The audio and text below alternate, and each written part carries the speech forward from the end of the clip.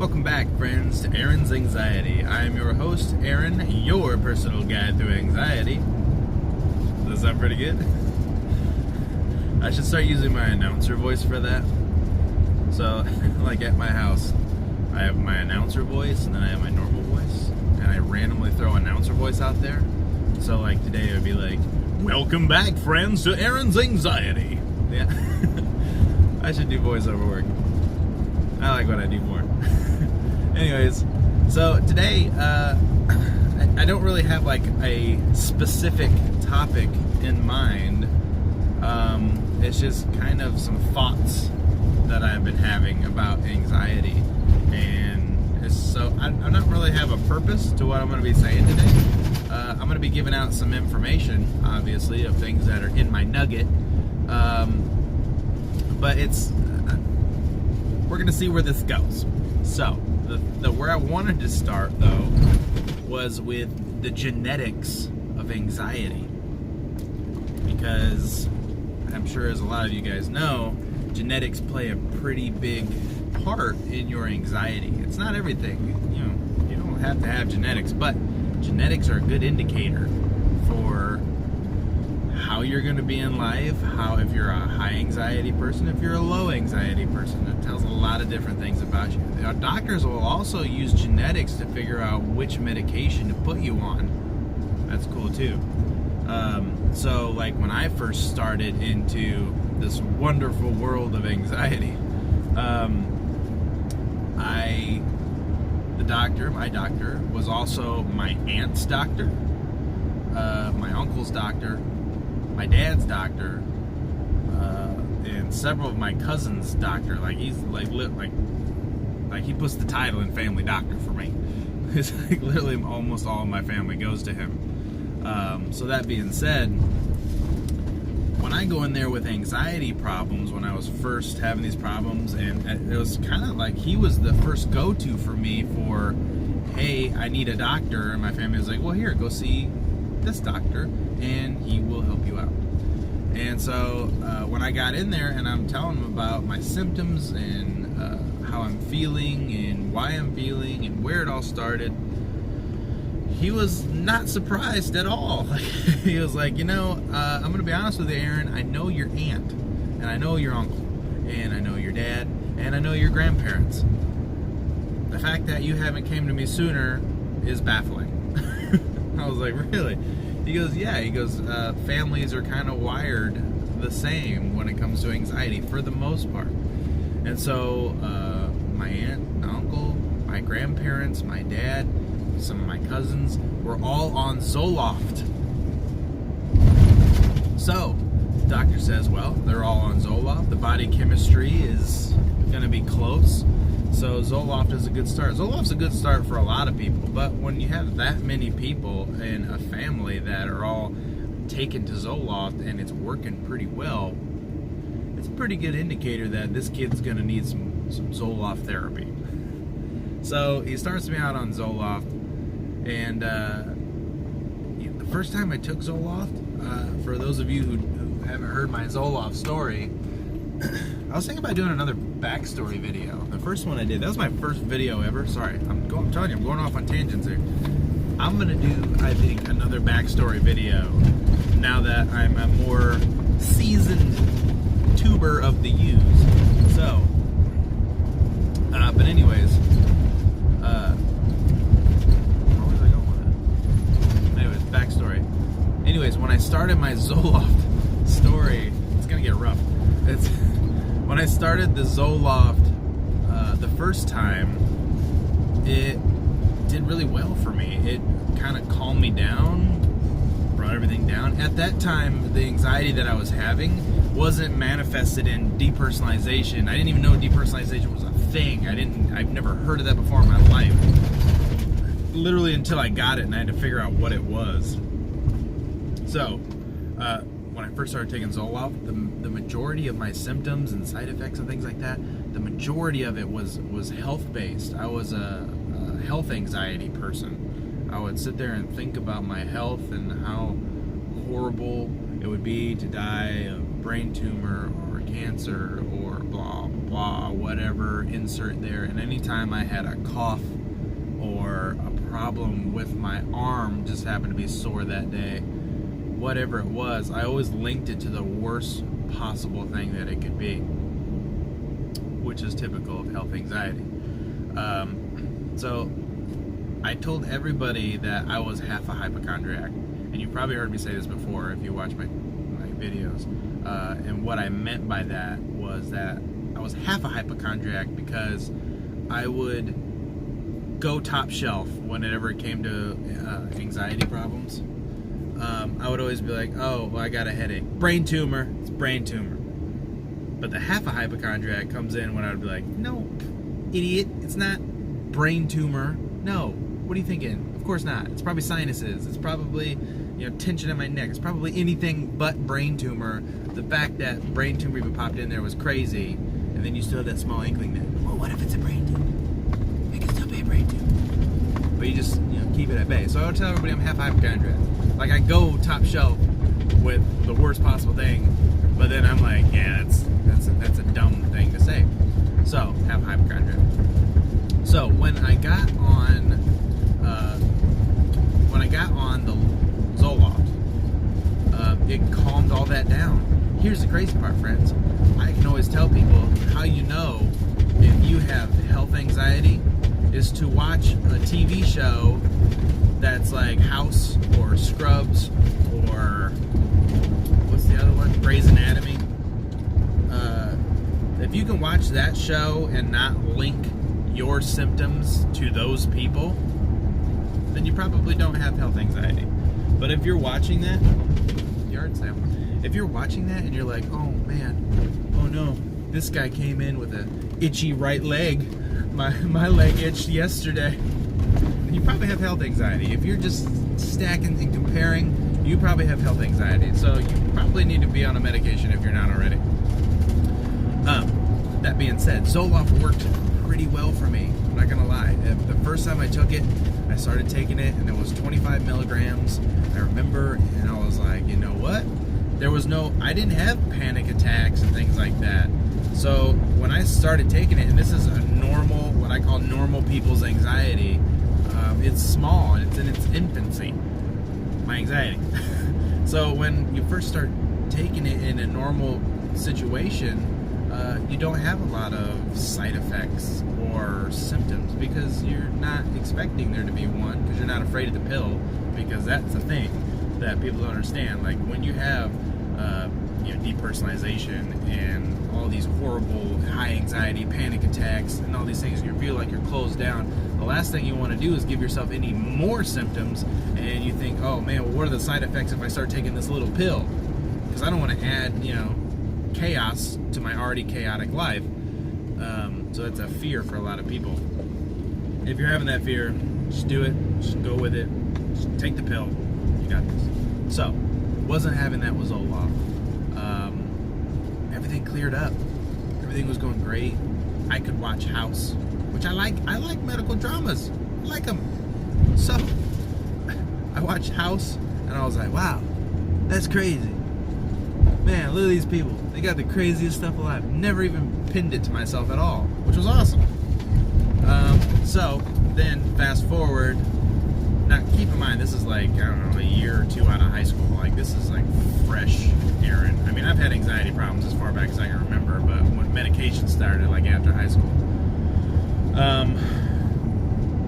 So fast forward, I don't know, a year into that, maybe not even a year, probably like 8 months. I was young and dumb. Younger and dumber, how's that? And I stopped taking it. I was like, you know what? I feel great. I don't want to be on medication forever. I'm not a medication person. I don't need to take it. So I'm going to wean myself off. At least I was smart enough to do that. So I weaned myself off and I went about my ways. And about a year and a half later, I'm back in the doctor's office because I am having high anxiety again.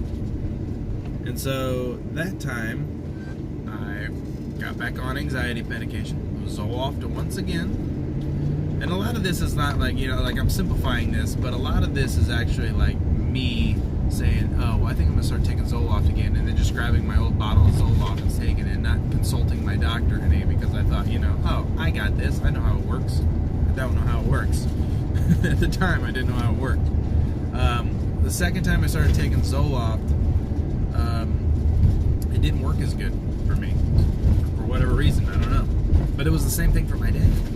My dad got off Zoloft and tried to get back on, and it was giving him like crazy headaches. So apparently that's a thing with some people. I don't know. Anyways, so the second time I started taking it, didn't really work out too well, so I just stopped taking it, and that's when things got crazy, because then years later, that's when I started developing more anxiety. But I thought I had a lid on it. You know what I mean? I thought I had a lid on it. And then that's when I had smoked marijuana, which I don't normally do. And I smoked too much marijuana. And that's when it gave me my first and ever panic attack. Woo! The problem is I was having panic attacks, but then when I would come down from the panic attack, I would feel scared again because I was still super duper high, and then boom, back into another panic attack. So I probably went through like 5-6 panic attacks all in one night, just back to back to back to back to back. And then, can I turn it? I'm not turning it. And then on top of that, that's when the depersonalization kicked in, because my body was like, all right, well, I'm going into panic attack mode. Nothing's helping. So let's shut everything down. Boom! And then all of a sudden now you're feeling weird. Life's crazy. You don't have feelings too much to anything.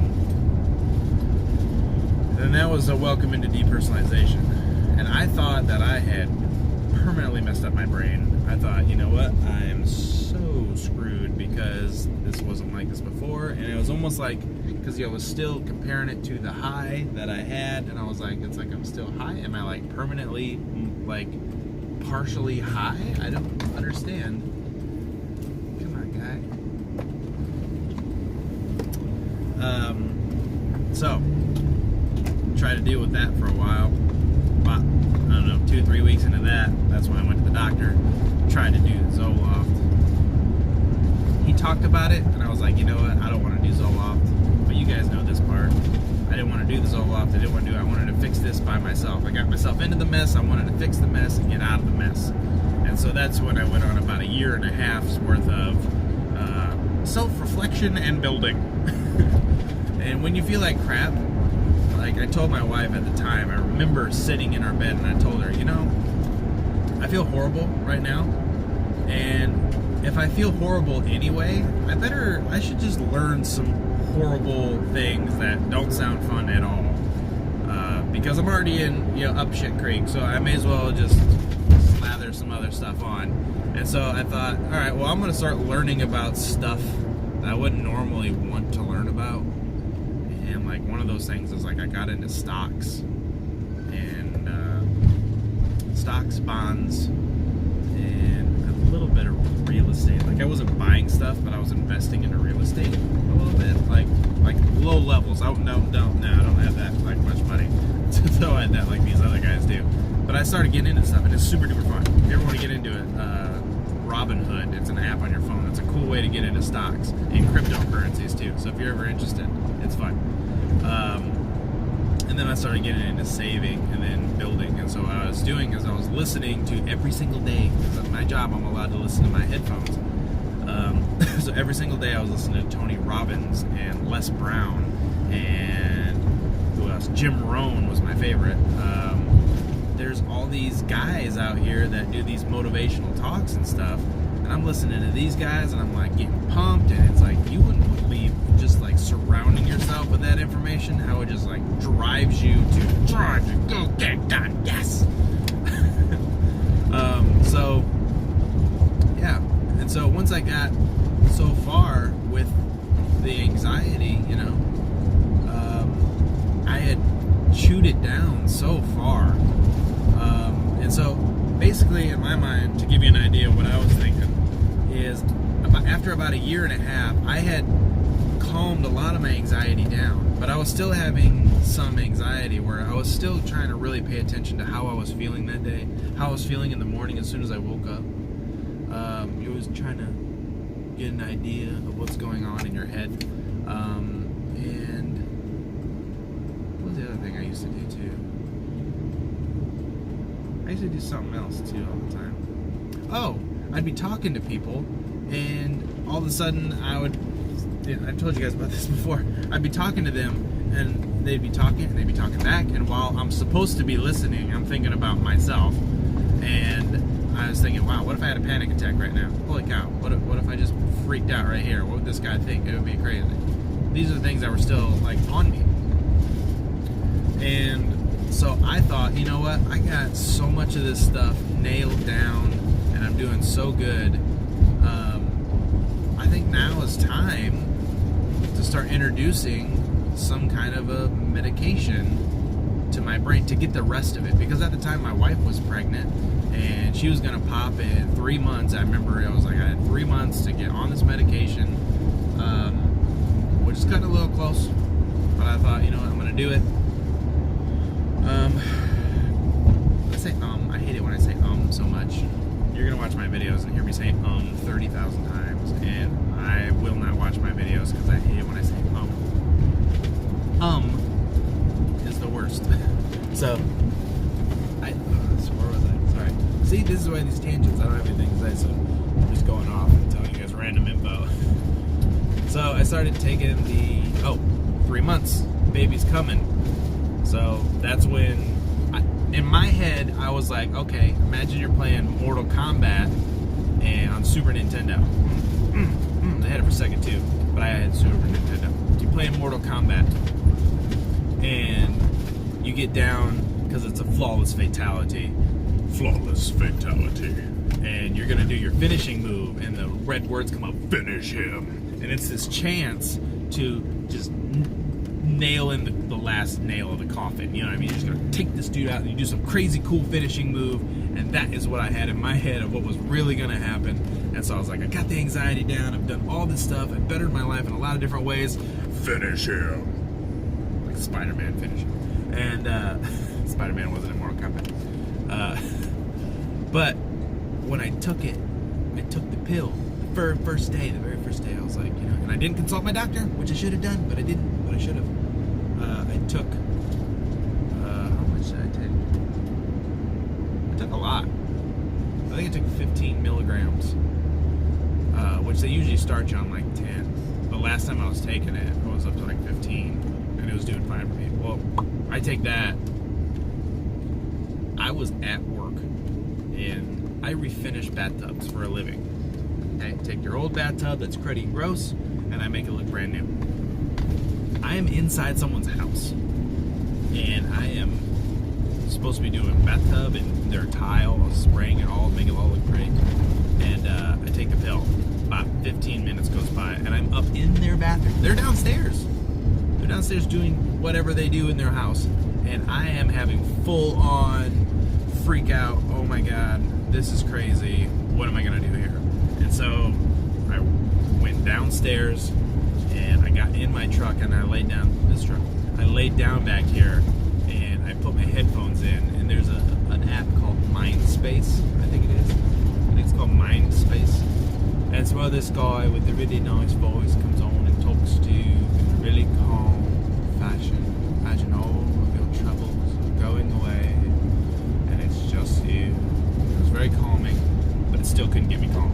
I was still like, dude, like, talk faster, dude, talk faster. Like, I didn't know what else to do. So, anyways, I talked to my doctor. He goes, yeah, you shouldn't have started out that high. What are you doing, man? Start out at like 5 or 10. So, he put me on 10. And then eventually, you guys know I switched over to 5. So, genetics, I'll bring this all back around. Genetics plays a huge part of it. That being said, you probably know that, or if you're taking this, you'll probably know that your parents are probably having anxiety problems, or somebody in your family is having anxiety problems to the point where they'll be taking medication too. Usually you're not going to be the only one in your family to do that.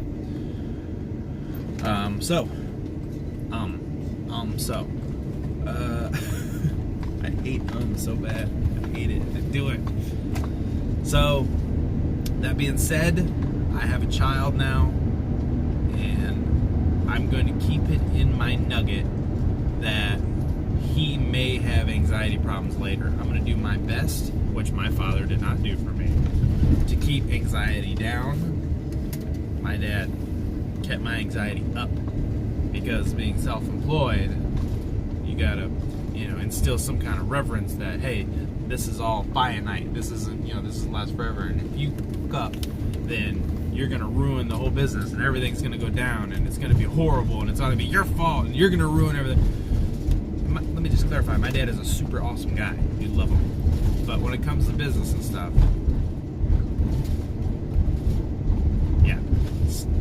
made me feel like I'm gonna ruin everything. I'm gonna ruin my whole life and his life too. So I'm gonna try to not do that with Henry. I'm gonna try to instill, if he decides he wants to take over the business too, I'm gonna try to instill some, hey man, we gotta get this done, man. This isn't all set in stone. Go away at any time. I mean, this company, Dad started this company 27 years ago, 26 years ago. And it's still going, but that doesn't mean it's like here to stay forever, man. So that being said, I'm going to try to do that for my son, as try to help him out. And then if he does have anxiety problems, I can say, you know what, I did probably call you. Want to give your kids some anxiety, okay? Let's be honest. You want them to be well-rounded people, but you don't want them to freak out. So, not blaming my anxiety on my dad, because that's my thing, but it definitely didn't help. So, I'm going to just cut the video now because I am just rambling like crazy, which is what we thought for this video. So, if you've stuck it around to this time, I'll tell you what, here's what we're going to do. If you have hung out this far, and you made it this far, let's see, we're at 21 minutes, and so going on 22 minutes. If you have stuck around this far, comment below and say something really fun, like the blue lamp. If you stuck around to 22 minutes, put the blue lamp in the comments below, and I'll know that you actually stuck it out through this whole video, because that would be awesome. I will love your comment if you put blue lamp in the end of this. Alright friends, I'm going to sign off here. You got this. If you're going through the thicket right now, you got this.